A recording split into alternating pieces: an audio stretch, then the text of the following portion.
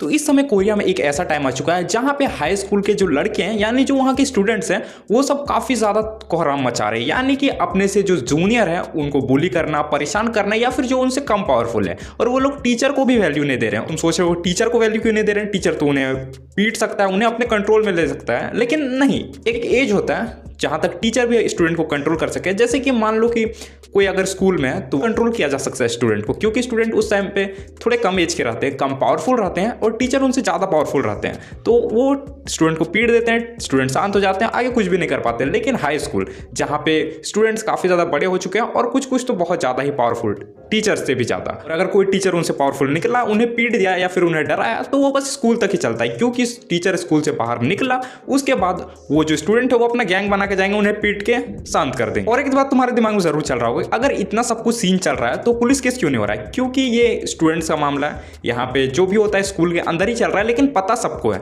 लेकिन direct student पे action लेने से उनका लाइफ खराब हो जाएगा, तो इसलिए वो डायरेक्ट एक्शन भी नहीं ले सकते हैं। तो इसलिए ये लोग एक उपाय निकालते हैं, ऑर्गेनाइजेशन प्लान बनाता है कि जो लोग बुली करते हैं उन्हें वही लोग रोक सकते हैं जो कि इनसे ज्यादा पावरफुल बुली है। पावर को पावर से हराना। और ये एक लड़की कुछ लोगों को बता रही होती है, जिनमें से एक वहां के चेयरमैन भी होते हैं। कुछ लोगों को ये आइडिया काफी ज्यादा बेकार लगता है, बुली को बुली द्वारा ही चेंज किया जाए, लेकिन जो वहाँ के चेयरमैन है उसे आइडिया काफी ज्यादा फनी और इंटरेस्टिंग लगता है कि आखिर ये चीज होता कैसे, उसे भी देखना है। अगर ये काम कर गया तो बढ़िया बात है। वो चेयरमैन उसी लेडीज पूछता है, क्या तुम किसी ऐसे बंदे को जानते हो जो कि इन लोगों से भी ज्यादा पावरफुल हो और वो इन सभी को अपने कंट्रोल में ले सके? तो वो लेडी बोलती है वो पहले से एक बंदे को ढूंढ के रखी हुई है, जो बंदा काफी ज्यादा पावरफुल है, हैंडसम है, गुड लुकिंग है, इन सभी को अपने अंदर कंट्रोल में ले सकता है। जो कि दिखने में भी लग रहा था काफी ज्यादा टॉल, हैंडसम, पावरफुल। और अपने से कमजोर स्टूडेंट्स को परेशान करना बस स्कूल तक ही नहीं चलता, ये कभी कभी बाहर भी चला जाता है। यहाँ पे अभी कुछ स्टूडेंट्स अपने से कमजोर स्टूडेंट को परेशान कर रहे थे और उसे पैसे मांग रहे थे, लेकिन वो बोलता है उसके पास पैसे ही नहीं। दूसरा जो थोड़ा बदमाश लड़का था वो बोलता है हमारी मॉम तुम्हें पैसा नहीं देती है,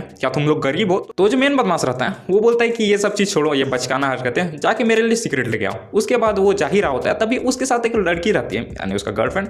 बदमाश बंदा है तो गर्लफ्रेंड तो होना बनता है, बदमाशी का कुछ तो फायदा हो, और पूरा ही स्वैग से चल के जा रहा होता है। तो अब आता है स्टोर का सीन, जहाँ पे एक चश्मिश और थोड़ा सा अजीब दिखने वाला बंदा एक कॉमिक पढ़ रहा था, जो कि उसे काफी ज्यादा बेकार लगता है। और जो शॉप का ओनर रहता है वो बोलता है आजकल के लड़कों को क्या हो गया, ये लोग बहुत ही जल्दी चीजों से बोर हो जाते हैं, एक हमारा समय था, और इस तरह करके लंबा लंबा फेंक के जा रहा होता है। उसके बाद ओल्ड मैन बोलता है कि तुम यहाँ पे काउंटर संभालो, मुझे कुछ काम है, हम आते हैं स्टाफ रूम से। तभी आता है वो बदमाश लड़का अपनी गर्लफ्रेंड को लेकर स्टोर का अंदर। उस लड़के से बोलता है जो काउंटर पे रहता है, जिसका नाम डाइजोन है, उसको बोलता है कि सिगरेट चाहिए।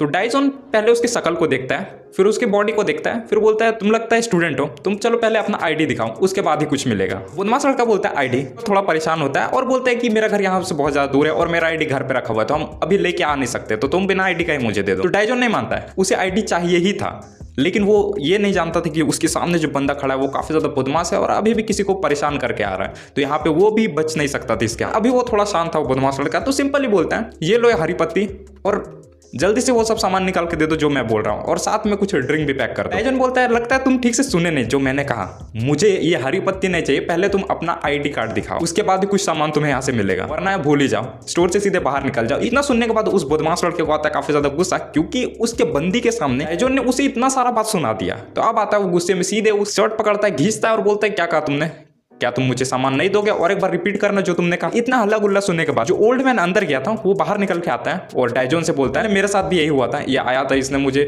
धमकाया, उसके बाद मैं जो भी इसे चाहिए था मैंने उसे दे दिया, तो कि तुम भी इसे दे दो, या फिर अगर सीन ज्यादा कुछ बढ़ चुका है तो मैं पुलिस को बुला सकता हूँ। अभी डाइजोन थोड़ा घूर के देखता है ओल्ड मैन को, तो ओल्ड मैन बोलता है अच्छा ठीक है, जो भी सीन है तुम बाहर जाकर निपटाओ, स्टोर का अंदर कुछ भी नहीं, क्योंकि यहाँ मेहमान भी आए हुए हैं, तो इससे मामला और थोड़ा बिगड़ सकता है। डाइजोन थोड़ा परेशान कि जो मामला है बाहर निपटाओ, क्या ये मुझे पिटवाना चाहता है ये बुड्ढा?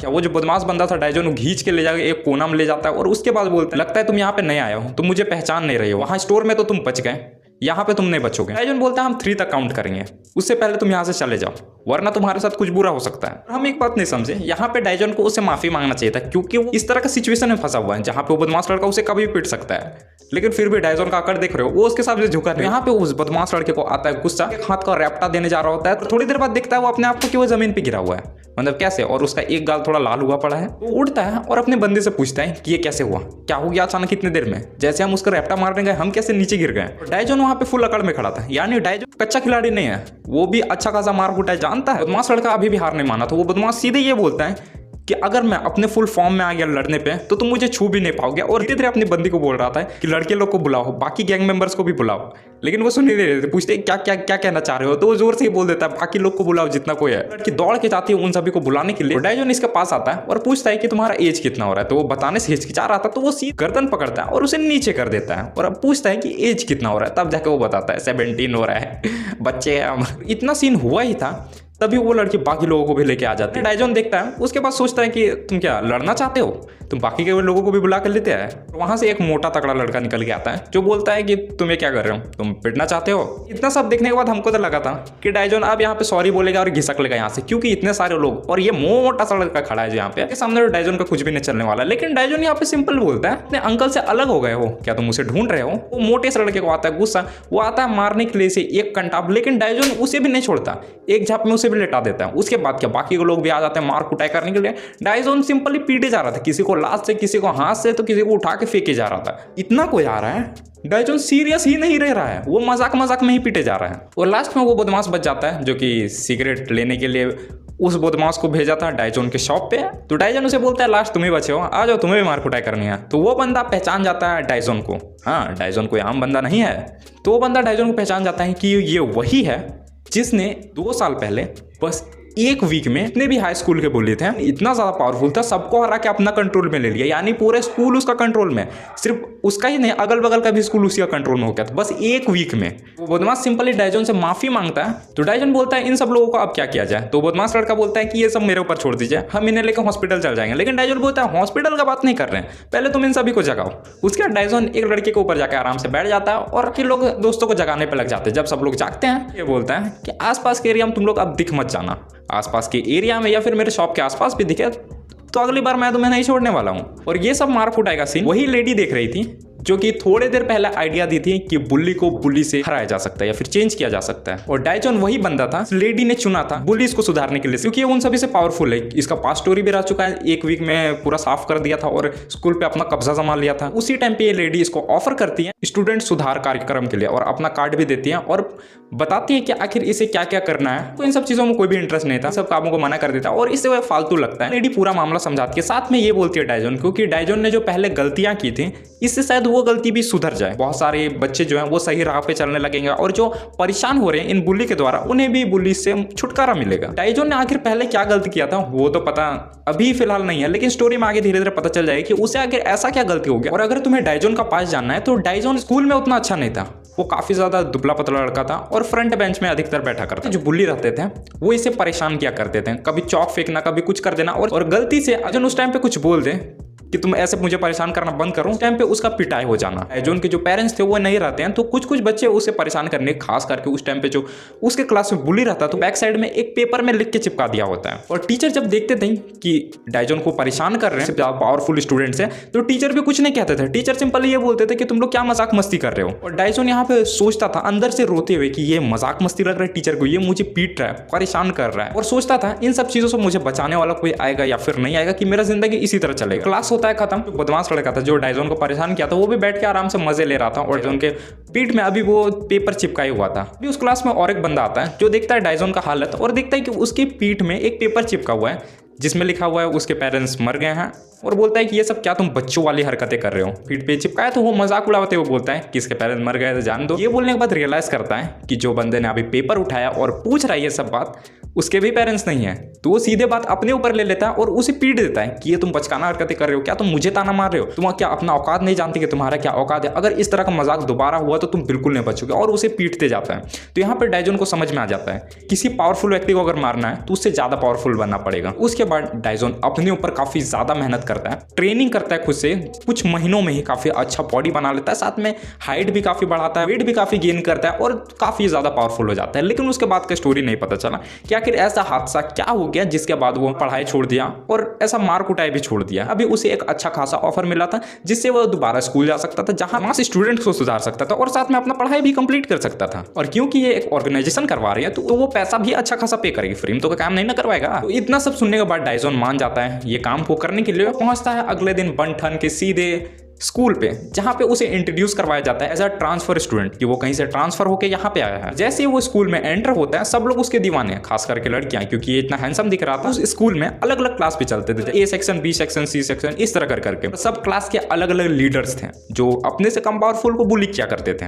एक बंदा था जो अपने से कमजोर को बुली कर रहा था और उसे एलिफेंट कह के बुलाता था और उसका सवारी कर रहा था। बगल में और एक मोटा सा लड़का था जो कि अपने दोस्त को बोलता है कि वो एलिफेंट का सवारी बंद करे और उसके लिए जाके ब्रेड लेके आए। टीचर ट्रांसफर स्टूडेंट को क्लास में लेके आते हैं और उसे इंट्रोड्यूस करवाते हैं बाकी सारे लोगों से, और उसके बाद उसे कहते हैं कि एक जो लड़का था उसका बैक लग जाने के कारण से एक सीट खाली हो गया, तो डाइजॉन वहां जाके बैठ सकता है और साथ में डाइजॉन को अगर पुराने नोट्स चाहिए तो अपने बगल वाले स्टूडेंट से वो ले सकता है। क्लास खत्म होने के बाद डाइजॉन अपने बगल वाले स्टूडेंट से नोट्स मांगता है। हाँ, डाइजॉन अभी पढ़ाई में सीरियस हो चुका था, वो मार्कुटाई को यहाँ से खत्म करने तो आया था मार्कुटाई के द्वारा, लेकिन उसे पढ़ना भी था, ग्रेजुएशन भी तो उसे अपना कंप्लीट करना है ना। जो बदमाश लड़का रहता है वो डाइजॉन को शकल से ऐसे चिढ़ा हुआ रहता है, क्योंकि वो जब क्लास में आया था तो कुछ लड़कियां उसे देख के ऐसे सजने सवरने ही लगे थे, मतलब किसी तरह से डाइजॉन को अपने वश में करना चाहते थे, जिससे वो बंदा काफी गुस्साया हुआ था और वो सोच रहा था कि डाइजॉन लग रहा है कि आते ही स्कूल के फर्स्ट दिन उसके हाथों पिटना चाहता है।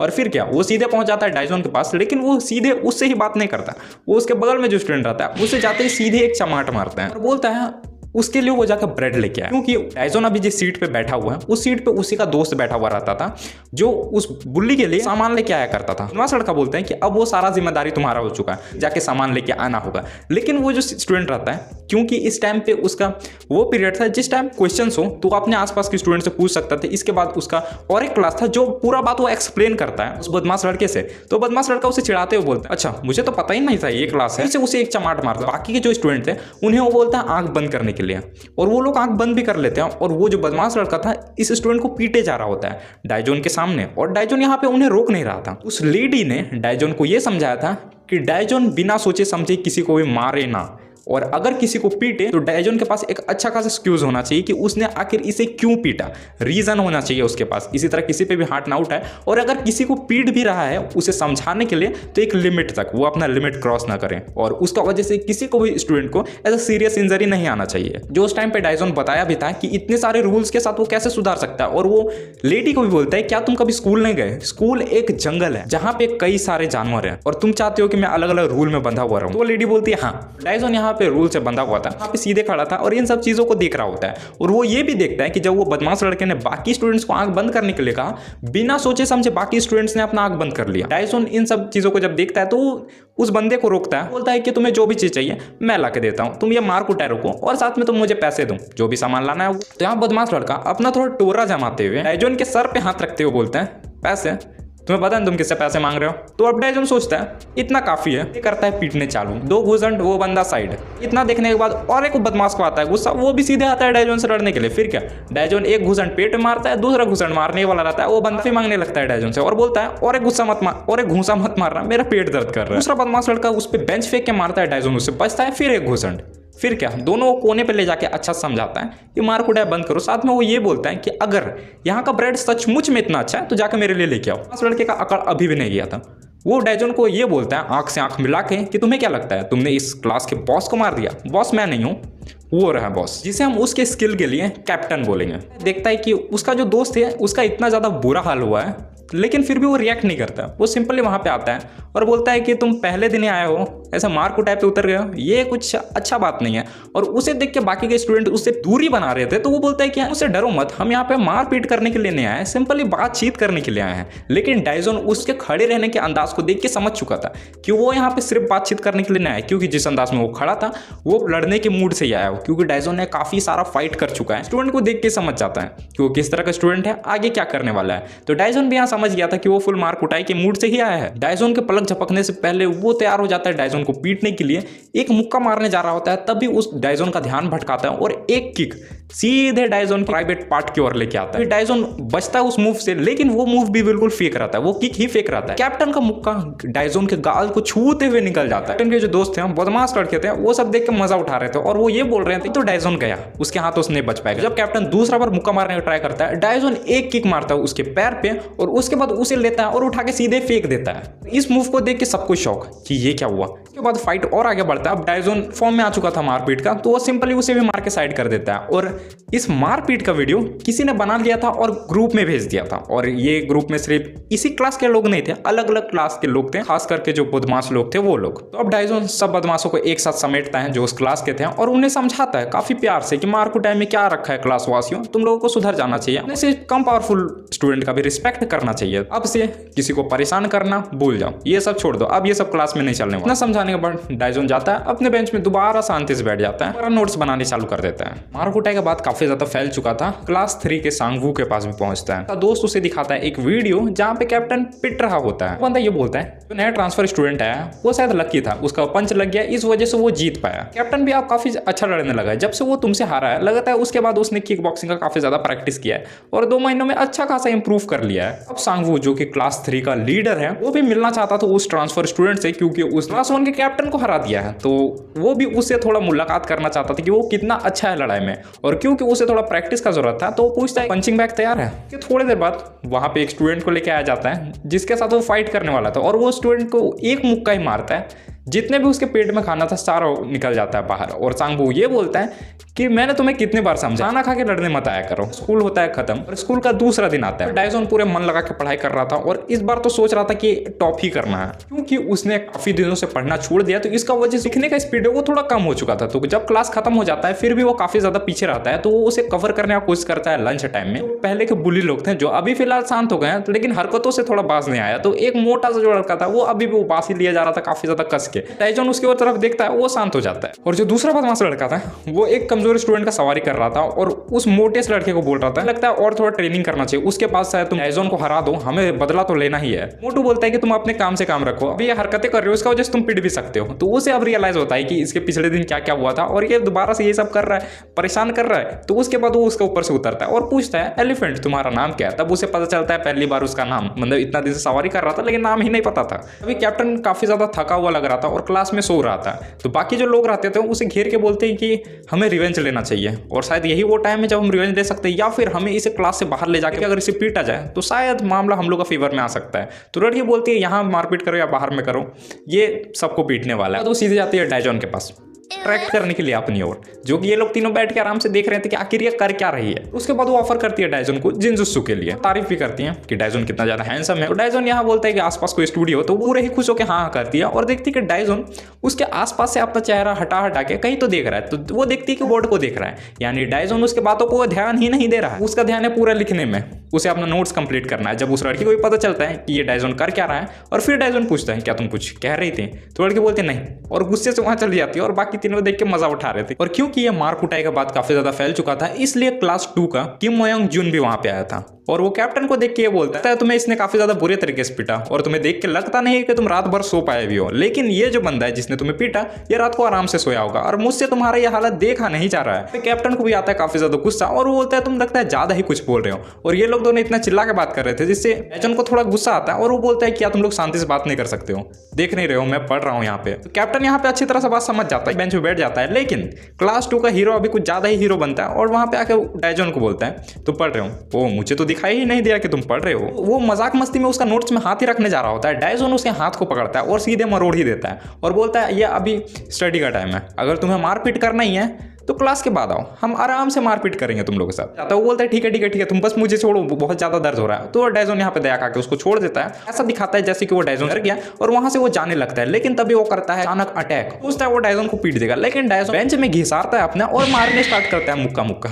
किम बेहोश और किम के दोस्त को डायजोन देखते हुए बोलते हैं कभी भी ये उठे तुम मुझे बताओगे, उसके बाद स्कूल के बाद हम इसे अच्छा से समझाएंगे कि अच्छी तरीके से रहा कैसे जाता है, मैनर्स क्या होता है और पोलाइट तरीका से बात कैसे किया जाता है। और डायजोन जो इतने खतरनाक तरीका से देख के समझाया, अच्छी तरह से उन लोगों को बात समझ में आ गया। किम के दोस्त उसे घिसारते हुए यहाँ से ले जाते हैं। ये सब देखने के बाद कैप्टन के दोस्त का जो रिवेंज लेने का प्लान था वो उसे स्किप कर देते हैं। वो लोग भी देख के शौक कि ये बंदा क्या है, सबको पीट रहा है। थोड़ी देर बाद ही क्लास 3 का सांगवू भी आ जाता है और जिसे देख के ये मोटा लड़का बोलता है कि सब लोग ऐसे लाइन बाय लाइन क्यों आए जा रहे हैं, और मोटू पूछता भी है क्या तुम्हें मुझसे लड़ना है, क्या तुम यहाँ पे लड़ने आए हो? तो सांगवू बोलता है नहीं, हम यहाँ बस बातचीत करने आए हैं, वो भी न्यू स्टूडेंट से। तो सीधे वहाँ पे पूछता है, उसका बगल में एक लड़का रहता है, उसे बोलता है कि मुझे इस ट्रांसफर स्टूडेंट से कुछ बातचीत करना है, तो क्या तुम यहाँ से हट सकते हो? तो उसे हटाता है साइड, उसका मन था या फिर नहीं था पता नहीं, लेकिन उसे साइड हटा देता है और वहाँ पे बैठ जाता है और बोलता है लगता है तुम काफी ज्यादा पावरफुल हो, दिखने में उतने तो लगते नहीं हो। बोलता है कि तुम लोग में से किसी का प्लान है ही नहीं मुझे पढ़ने देने का, जब से हम आए हैं कोई ना कोई आया जा रहा है मुझसे पंगा लेने के लिए, और अब तुम। सांगवू बोलता है मैंने सुना है कि तुमने कैप्टन को पीटा, तुम थोड़े पावरफुल लगते हो। जो स्ट्रॉन्ग बच्चे होते हैं वो ये नहीं देखते कि सामने वाला पावरफुल है या फिर नहीं,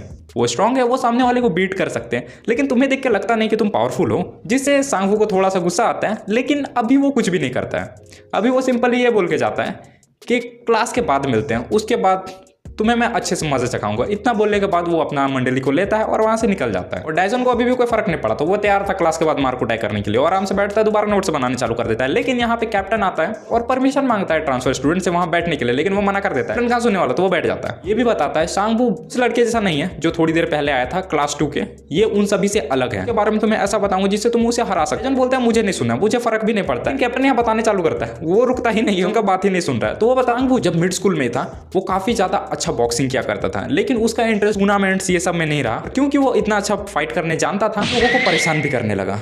तुम्हें काफी ज्यादा मुश्किल में डाल सकता है, मुश्किल में क्या तुम्हें काफी ज्यादा पीट सकता है वो, तुम उसके सामने कुछ भी नहीं हो। इसके बाद का स्टोरी और आगे क्या होता है, सांगवू और डायजन का फाइट में आखिर जीतता कौन है, आगे स्टोरी में क्या होगा, क्या वो जीत पाएगा या फिर नहीं जीत पाएगा, या फिर आगे क्या होता है स्टोरी में और क्या क्या चेंजेस आएंगे, वो सभी तुम्हें पता चलेगा इसके अगले एपिसोड में। और इस तरह का स्टोरी हम शायद पहली बार सुना रहे हैं, जो कि मेरे लिए थोड़ा टफ है, क्योंकि थोड़ा डिटेल में इन सभी को बताना पड़ता है।